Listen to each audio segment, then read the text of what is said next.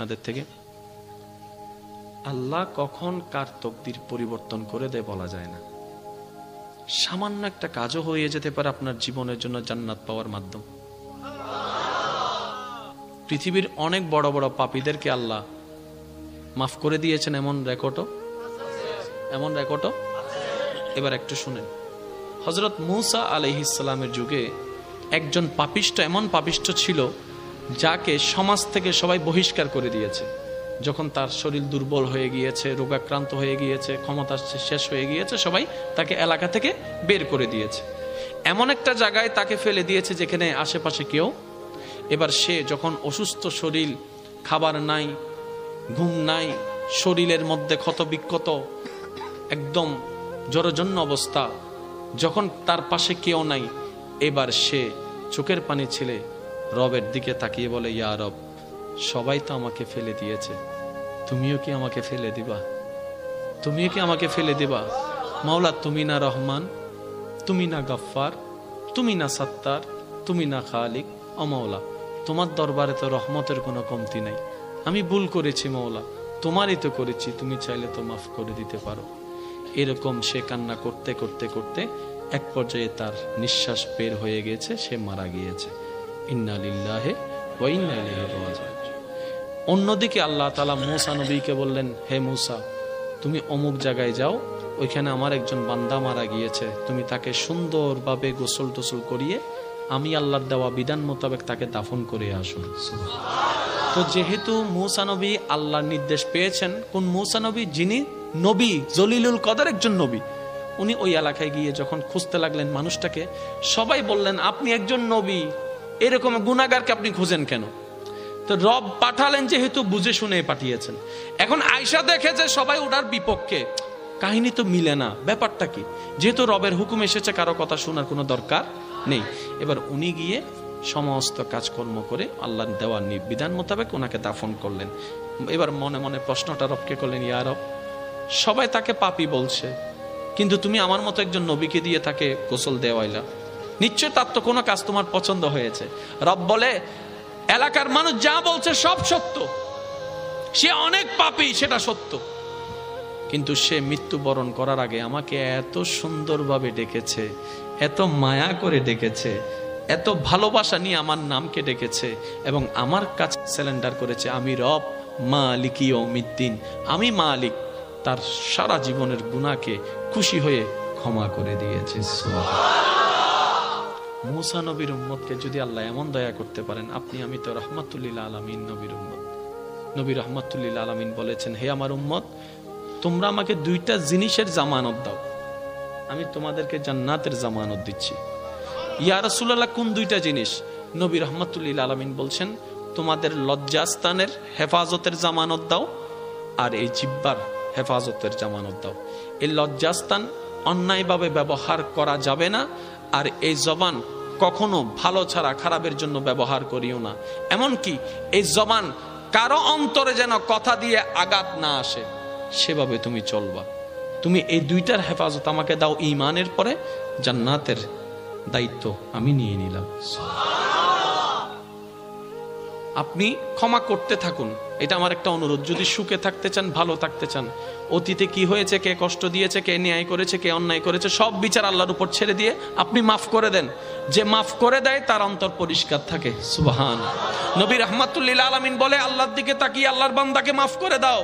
তোমার যদি ইজ্জতে কমে যায়, আমি নবী থেকে হাসরের ময়দানে তুমি নিয়ে নিও, তারপরে তুমি মাফ করতে থাকো। কারণ তুমি যত মাফ করতে থাকবা, হেসে হেসে মাফ করতেই থাকবা, তত তুমি দুনিয়াতেও ভালো থাকতে পারবা, পরকালেও ভালো থাকতে পারবা। একটা কথা মনে রাখবেন, দুনিয়াতে আমরা সবাই মেহমান হয়ে এসেছি, কেউ পার্মানেন্টলি থাকতে আসেনি। তো 2 দিনের দুনিয়া, অর্ধেক সময় তো শেষ।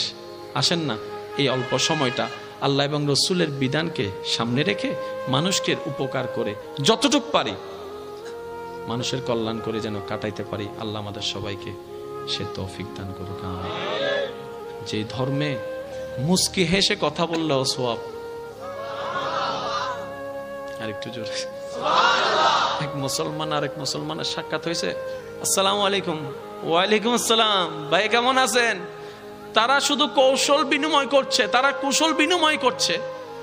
আল্লাহ বলছেন ফেরেশতা সওয়াব লেখো, আরেক ফেরেশতারে বলে ফেরেশতা মুসাফা করে হাত ছুটার আগে তাদের গুনাহ মাফের ব্যবস্থা করে দাও। তাহলে যে ধর্মে সালাম দিল সওয়াব, দেখা করলো সওয়াব, খবর নিল সওয়াব, খাবার দিল সওয়াব, পানি দিল সওয়াব, এমনকি রাস্তায় হাঁটার পথে এতিম বাচ্চার মাথায় 2 সেকেন্ড দাঁড়িয়ে হাত বুলে দিয়েছেন, এটা তো সওয়াব। এখানে কমতি বলে কোনো শব্দ নাই। এরপরেও যদি আমরা নিজেকে গোছাতে না পারি, আফসোস করা ছাড়া কিছু উপায় নাই। সেজন্য আমি একটা অনুরোধ, আপনি যতটুকু পারেন আপনার সাধ্য মোতাবেক মানুষের উপকার করার চেষ্টা করবেন। হ্যাঁ, আপনি বলবেন আমার উপকারের দাম পাই না, ভালো ব্যবহারের দাম পাই না, আমি সেবা করলে সেটার দাম পাই না, আমি ভালো করলে আমাকে উল্টা করে। হ্যাঁ, আমি আপনার সব কথা মানলাম, তবে অনুরোধ রাখবো বিনিময়টা ওই বান্দার থেকে চেয়েন না, ওই বান্দার রব থেকে চান। বান্দা দিলে আর কদ্দুর দিবে, কিন্তু ওর রব যখন দেওয়া শুরু করবে আপনি রাখার জায়গা পাবেন না। আপনি শাশুড়ি দেখবেন না, আপনি বউ দেখবেন না, আপনি স্বামী দেখবেন না, আপনি মা দেখবেন না, আপনি বাবা দেখবেন না, আপনি চাচতো ভাই কোনো কিছু দেখবেন না। আপনি শুধু দেখবেন একটাই, এটা আমার রবের বান্দা, এটা আমার রবের বান্দা, এটা আমার রবের বান্দা, এটা আমার রবের বান্দা। তো কেউ যদি জিজ্ঞেস করে তুই শাশুড়ির এমন সেবা করছিস কেন, আরে তোর তো একটা জীবন আছে, আপনি বলবেন আমি আর শাশুড়ির সেবা করছি না, আমি আমার রবের একজন বান্দার সেবা করছি, শুধু আমার রবের দয়া পাওয়ার জন্য। এবার শাশুড়িকে জিজ্ঞেস করা হচ্ছে আপনি বউকে এত ছাড় দিলেন কেন, বউয়ের সাথে এত ফ্রেন্ডলি চলেন কেন? আপনি বলবেন আমি আমার ছেলের বউয়ের সাথে চলি না, আমি আমার মেয়ের সাথে চলি। আরে আমার মেয়েটা তো আমার রবের বান্দা, আমি আমার রবের বান্দাকে খুশি করে চলার চেষ্টা করছি। আল্লাহ আমাদের সবাইকে বুঝার, আমল করার তৌফিক দান করুন। সইবেন যত পাইবেন তত। মনে থাকবে ইনশাআল্লাহ।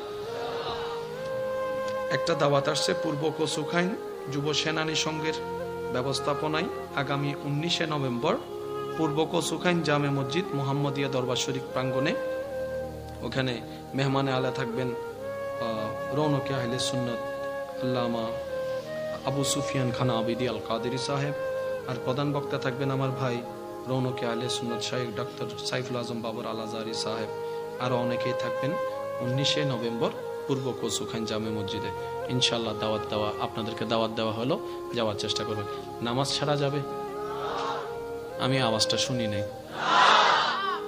কার স্বার্থে? নিজের স্বার্থে। কার স্বার্থে?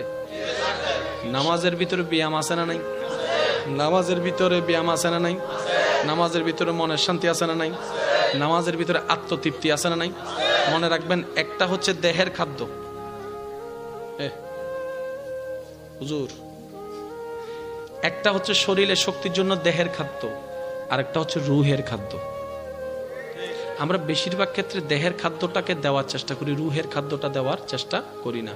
মনে রাখবেন, দেহের খাদ্য পৃথিবীতে কাজে লাগে, রুহের খাদ্য পৃথিবীতেও কাজে লাগে, কবরে হাসরেও কাজে লাগবে। সুবহানাল্লাহ।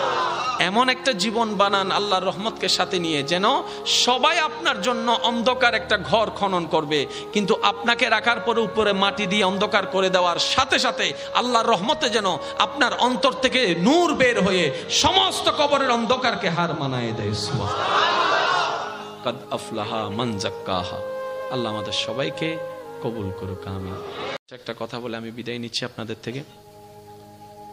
আল্লাহ কখন কার তকদির পরিবর্তন করে দেয় বলা যায় না। সামান্য একটা কাজও হয়ে যেতে পারে আপনার জীবনের জন্য জান্নাত পাওয়ার মাধ্যম। পৃথিবীর অনেক বড় বড় পাপীদেরকে আল্লাহ মাফ করে দিয়েছেন, এমন রেকর্ডও। এবার একটু শুনেন।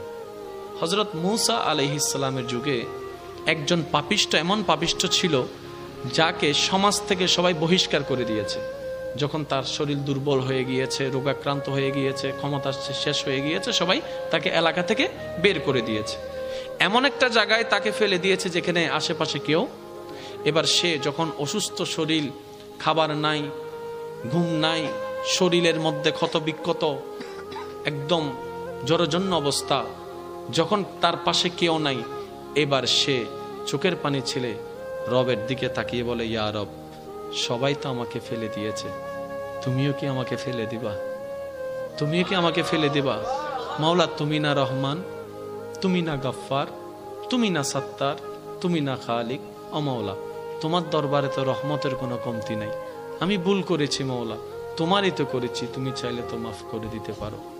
এরকম সে কান্না করতে করতে করতে এক পর্যায়ে তার নিঃশ্বাস বের হয়ে গেছে, সে মারা গিয়েছে।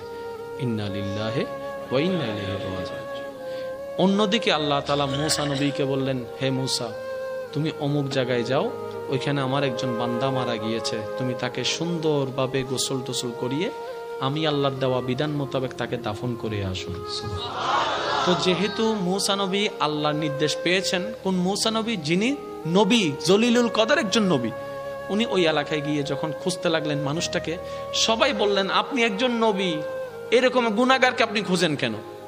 তো রব পাঠালেন যেহেতু বুঝে শুনে পাঠিয়েছেন।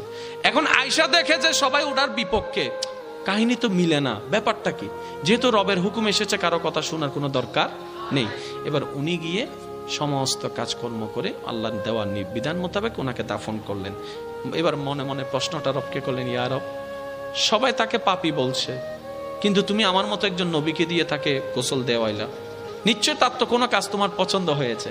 রব বলে, এলাকার মানুষ যা বলছে সব সত্য, সে অনেক পাপী, সেটা সত্য, কিন্তু সে মৃত্যুবরণ করার আগে আমাকে এত সুন্দরভাবে ডেকেছে, এত মায়া করে ডেকেছে, এত ভালোবাসা নিয়ে আমার নামকে ডেকেছে এবং আমার কাছে স্যালেন্ডার করেছে, আমি রব মালিকি ইয়াউমিদ্দিন, আমি মালিক।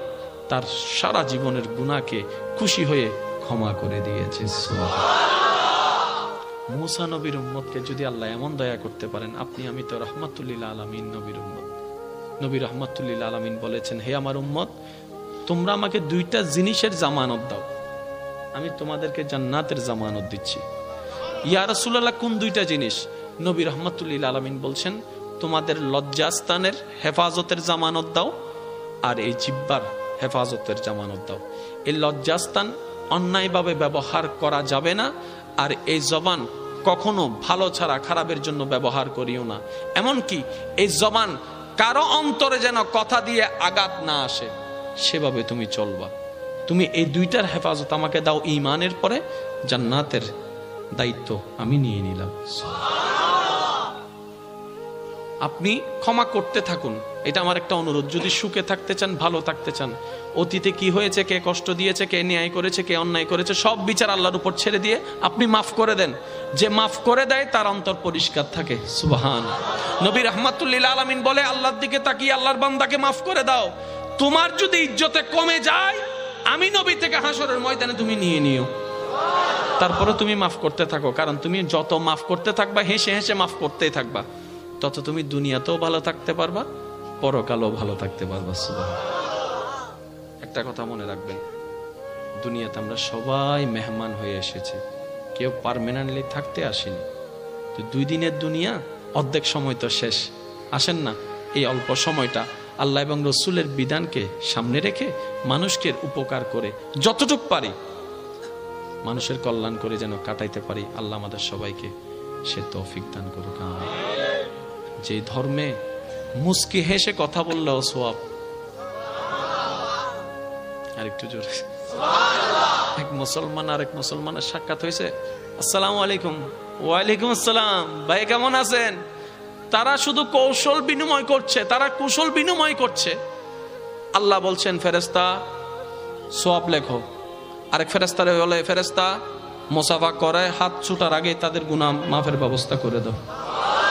তাহলে যে ধর্মে সালাম দিল সওয়াব, দেখা করলো সওয়াব, খবর নিল সওয়াব, খাবার দিল সওয়াব, পানি দিল সওয়াব, এমনকি রাস্তায় হাঁটার পথে এতিম বাচ্চার মাথায় 2 সেকেন্ড দাঁড়িয়ে হাত বুলিয়ে দিয়েছেন, এটা তো সওয়াব।